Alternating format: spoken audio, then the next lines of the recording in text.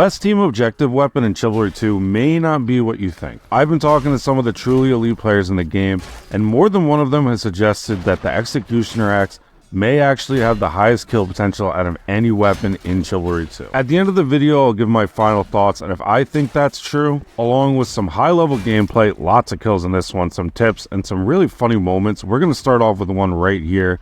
My teammate downs me. He's level 5 and having a bit of a nightmare sequence here, but that's okay. I always try to remind you guys, be patient. Some of these players are new. The Executioner Axe has amazing drags, one of the best ones in the game. I often talk about how the only drags I'll still fall for are the overheads on the Executioner Axe and the Maul. So as someone with an obscene amount of hours in the game, hopefully that gives you an idea of how effective it can be. If you watched videos of me playing the Heavy Mace and Two-Handed Hammer, I like to rush into crowds and then heavy swing through everyone. Someone's always bound to give you a counter to keep your stamina up, and you'll get loads of kills this way like I did in this one. I'll leave it up to you guys to see how many. As opposed to the Heavy Mace and Two-Handed Hammer, the Executioner Axe just has so much more range, and you're going to do a lot more damage to Vanguards, which of course is a popular class, and you still do get that bonus damage to Knights, even if it's not quite as much as the Two-Handed Hammer or Heavy Mace. The difference with this monstrosity versus those blunt weapons is blunt weapons do have hit stop,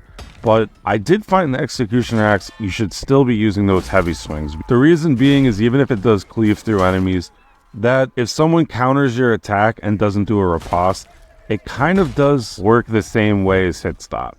So what I mean by that is if there's 3 enemies horizontal, if the first one is able to get off a counter, you're not going to hit through the rest of them. It stops right there. But the heavy swing gets around that and you can keep attacking and it'll go through all 3 of them. Now, to put it lightly, this is not that great 1 versus 1 at all.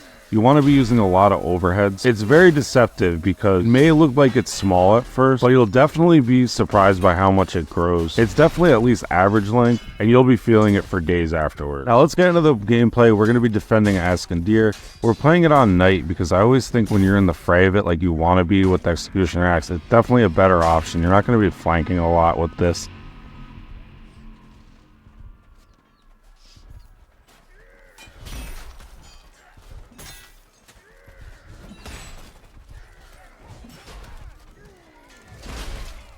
My biggest skill issue right now in Chivalry 2 is team damage. I'm just being way too reckless, and this weapon is not going to help matters with that, but you'll never guess what happens next.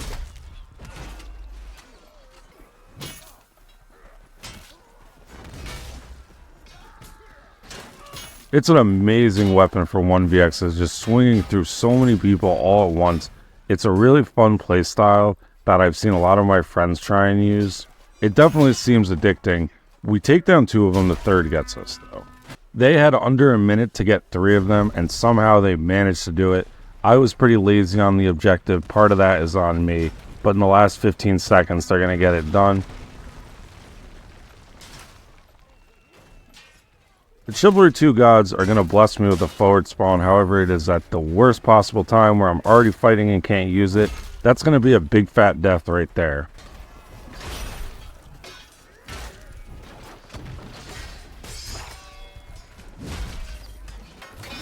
Way too reckless these last 2 lives. I'm really just starting to get too comfortable getting in these crowds and the wide swings, and it's going to cost me back to back.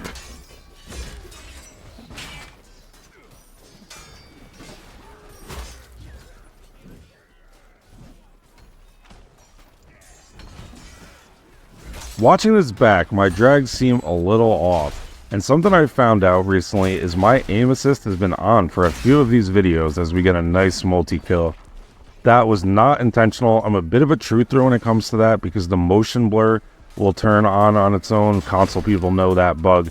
But I think the melee aim assist does the same exact thing. It's very evident looking back at this. So if you guys want to let me know what your controller settings are, if you use that, what your sensitivity is, I'm always curious because the Poleaxe, I can link his video in the description, did a great video on all things console and controller. And he had a lot of thoughts on it. On aim assist, he says turn it off. But I always like to hear people's inputs. I know some of the top console players actually do have it on. Just give me your feedback on that. I'd love to hear it. After cleaning up the bridge, we're going to get a moment that just encapsulates Chivalry 2. You feel like the main character, getting a lot of kills. All of a sudden, there's a bard playing a harp at you. You'll love to see it. we're going to start dancing. No trickery involved. I was a little worried he was going to throw it at me for the kill, but we're going to dance. This is just the stuff this game is made for. Take a forward spawn. Guard immunity is one of the funniest memes in the slasher genre. If you don't respect guard immunity, you're getting a lifetime of teabags, and you may as well be an archer at that point. This game is supposed to be fun. Don't be a virgin.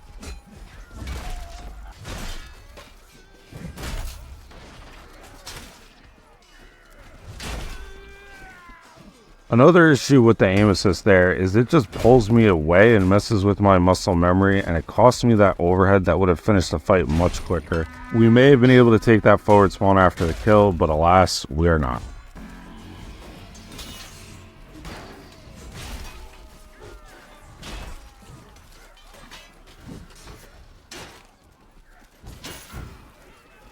When enemies are really grouped up, the reach on the overheads really is good enough where you can cleave through them if you're dragging it correct. Obviously, you do want to use those slashes when surrounded a lot of people around. Say there's only two guys though right next to each other, I think it's a good attack because they're going to have a harder time countering it or just riposting in general. They will take that hit.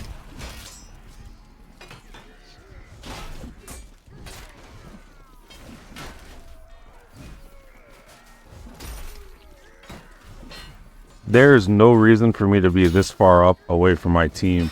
I haven't been in standalones lately. Pubs really will give you bad habits if you're trying to get really good at this game. I barely survived by the skin of my teeth, and honestly it did feel very lucky. It's not like I did much to get out of it. If you are trying to improve though, definitely check out my Discord. It'll be in the pinned comment. That's where we organize a lot of the standalones, those and some other Discords. I'd love to see you there to get some games in.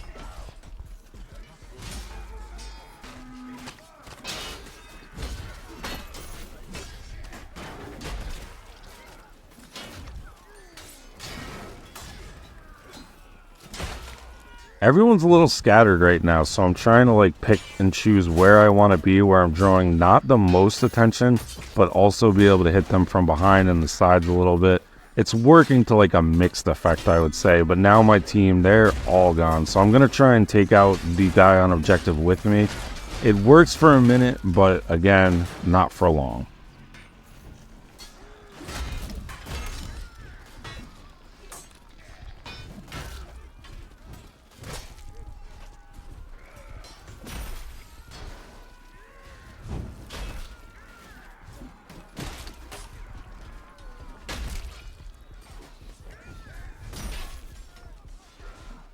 We really just are piling up the kills with the Executioner Axe at this point. Unfortunately, it's such a straightforward playstyle. I'm kind of lacking on what tips to give other than what I've already said about fighting in crowds, counters, blah blah blah. I've said it a few times now. It's one of the simpler things you can do and still put up a lot of numbers. Something I don't really see working in a competitive setting, but if you're a casual player, which is what we are on this channel, that's what we're all about.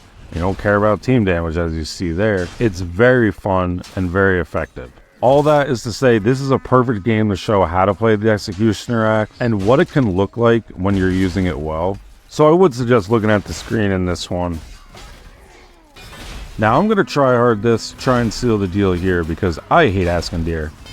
I really want to win this early. I don't want to do the Tanoja rotation. Let's just get out of here. Go to Lion Spires, the next map. All the good maps are after this. This is my motivation for just putting myself in harm's way. And I did want to say, something you guys have given me feedback about is that my voice is very relaxing to listen to, which is interesting because it's monotone. I got the comment that someone was saying it contrasts very well with the chaos of the game. If you do like that kind of stuff, I would appreciate a like and subscribe. You don't lose anything from doing it. You can always take the subscribe back. Views are down on the channel, but I don't really mind because the Discord is still growing and we got a great community. So as long as you guys are enjoying the videos and Chivalry 2 is still around, I'll be here.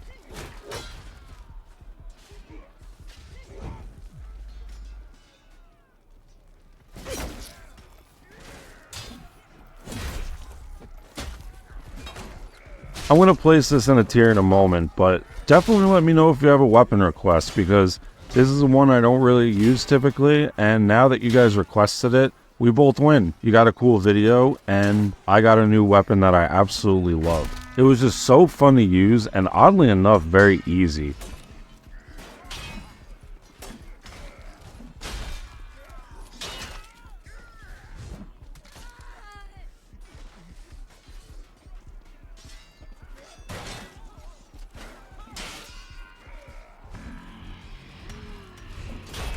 Help Me Steppo is the main player I meant. He was saying it is the best TO weapon in the game. Keep in mind he knows much more about the game and is way more knowledgeable, but for me, a player who goes based on vibes and is a casual player, I'm going to place this S tier. I won't go as far as to say it's the best weapon, but it's definitely a top tier option. S tier and fun though, much like the Greatsword, which you can check out the video on the screen now if you want to know why.